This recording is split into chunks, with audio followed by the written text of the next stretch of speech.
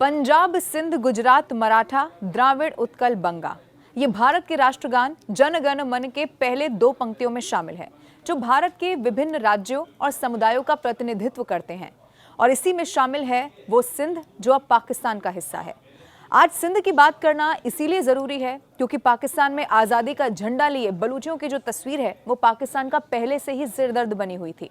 अब सिंधी भी एक बार फिर से सड़कों पर उतर आए हैं। धर्म के नाम पर 1947 में पाकिस्तान भले ही अलग हुआ, लेकिन असल में उसके अंदर फैला असंतोष कभी शांत ही नहीं हुआ। हालात ऐसे कि गृह युद्ध जैसे। आइए आज मैं आपको समझाती हूँ कि सिंध को ना पाकिस्तान ने कभी अपना समझा, ना ही सिंध ने पाकिस्तान को कभी अपनाया। और आप यकीन मानिए कि सिर्फ किताबी पढ़ा लिखा ज्ञान नहीं है, मेरे खुद के पूर्वजों ने भी वो जो विस्थापन था, विभाजन नहीं विस्थापन, उसका दंश झेला, और वो भी उन परिस्थितियों में अपने घर मकान सब कुछ छोड़कर यहाँ आ गए। इसीलिए वो इमोशन कैसा था, इसको भी मैं आपको समझाने की ज़रूर कोशिश करूँगी। अब सबसे पहले मैं शुरुआत करना चाहती हूँ उत्तर प्रदेश के सीएम योगी आदित्यनाथ के एक बयान के साथ। एक बयान मैं आपको सुनवाती हूँ जिसमें योगी आदित्यनाथ कहते हैं कि 500 साल के बाद अगर राम मंदिर को वापस लिया जा सकता है तो कोई कारण नहीं है कि सिंध को हम वापस नहीं ले सकते। सुनिए। 500 वर्षों के बाद अयोध्या में भगवान राम का भव्य मंदिर का निर्माण हुआ और जनवरी में प्रधानमंत्री जी के द्वारा वहां पर रामलला 500 वर्षों के बाद अपने मंदिर में फिर से विराजमान होंगे। दुनिया का सबसे बड़ा मंदिर है। विरासत का सम्मान यही है। काशी में काशी विश्वनाथ धाम, आप अयोध्या से जाएंगे 2.5 घंटे की दूरी पे आपको काशी विश्वनाथ धाम मिल जाएगा। काशी विश्वनाथ धाम का दर्शन करिए। 6 वर्ष पहले क्या था, आज काशी विश्वनाथ धाम प्रधानमंत्री जी मार्गदर्शन कैसे जगमगा रहा है। वापसी में अगर विंध्यवासिनी धाम होते हुए, प्रयागराज होते हुए फिर आप अपनी आगे की यात्रा करें तो आपको लगेगा कि विरासत के प्रति यही भाव हमारे मन में भी होना चाहिए, यही भाव होना चाहिए। और अगर राम जन्मभूमि के लिए कुछ कर दिया जा सकता है, 500 वर्षों के बाद राम जन्मभूमि वापस ली जा सकती है, कोई कारण नहीं कि हम सिंध वापस न ले।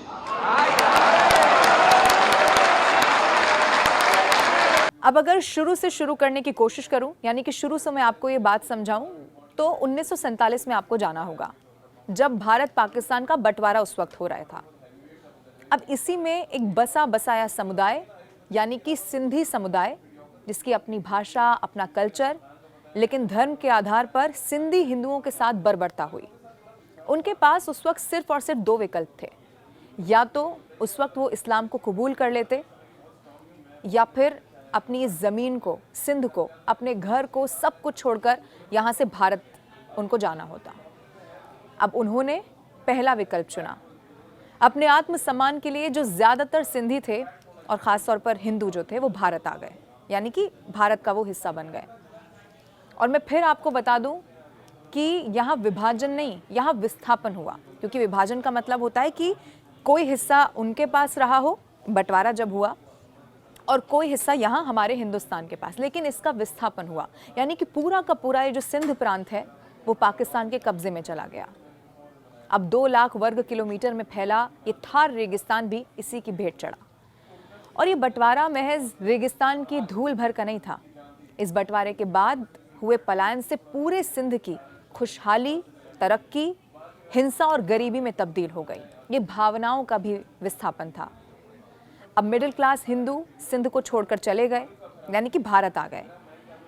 लेकिन भारत से यहाँ आए जो मुस्लिम थे वो सिंध के मुस्लिमों को रास नहीं आए। भारतीय मुसलमानों को पाकिस्तान के जो सिंधी थे वो मुहाजिर वहाँ पर कहने लगे। हालांकि जब सिंधी यहाँ भारत में आने का उन्होंने निर्णय किया तो एक लंबे समय तक उन्हें भी शरणार्थी होने का एक दंश झेलना पड़ा। कई सारे ऐसे अलग अलग कैंप हैं जो शरणार्थी शिविर उस वक्त भारत में लगाए गए उसी सिंधी समुदाय के लिए। इनफैक्ट मैं आपको बता दूं, जयपुर में तो एक जगह भी है जिसका नाम ही सिंधी कैंप है, और वो इसीलिए पड़ा क्योंकि वहाँ पर जब ये विस्थापन के बाद सिंधी समाज के लोग आए थे तो उनके लिए शरणार्थी कैंप लगाए गए थे। आज भी उस जगह को सिंधी कैंप के नाम से ही जाना जाता है। फिर वहाँ पर नतीजा ये हुआ कि सिंधियों और जो मुहाजिर थे उनके बीच एक तरह से हिंसा छिड़ गई। ये मैं आपको सिंध की 1947 की तस्वीर बता रही हूँ। यानी कि जब हिंदू यहाँ आ गए और जो भारतीय मुसलमान थे वो ज़्यादातर वहाँ चले गए, कई सारे वहाँ पर गए थे। और ये जो पूरा संघर्ष था वो 20 सालों तक इलाके की तरक्की में एक बहुत बड़ी बाधा बनता रहा। अब 1947 में जब भारत दो टुकड़ों में बंट गया, बाकी पाकिस्तान की तरह यहाँ से भी हिंदुओं को अपना घर छोड़कर भारत की तरफ कूच करना पड़ा। अब 20वीं सदी के शुरुआती दौर तक की अगर बात की जाए तो सिंध की इकोनॉमी और उसकी शासन व्यवस्था में हिंदुओं की बहुत महत्वपूर्ण भूमिका थी। और मैं आपको ये भी बता दूं, वहाँ पर पाकिस्तानी रिसर्चर्स जो लेखक हैं वो ये बताते हैं कि बंटवारे से पहले सिंध में हिंदू आबादी मिडिल क्लास और अपर क्लास के दायरे में आती थी, और यही लोग सिंध के शहरी इलाकों कराची और हैदराबाद में रहते थे। ये हिंदू न सिर्फ स्किल्ड थे बल्कि इन्हें व्यापार की भी गहरी समझ थी। और ये आप दुनिया में कहीं पर भी चले जाइए, जब आपको कोई सिंधी मिलेगा तो व्यापार की ज़बरदस्त समझ आपको उसमें ज़रूर मिल जाएगी। बंटवारे के वक्त 8 लाख हिंदुओं को सिंध छोड़ना पड़ गया था, यानी कि जब ये पाकिस्तान बन रहा था और जब ये बंटवारा हो रहा था। अब इससे सिंध में कुछ महीनों के भीतर ही मिडिल क्लास तबका पूरी तरह से गायब हो गया।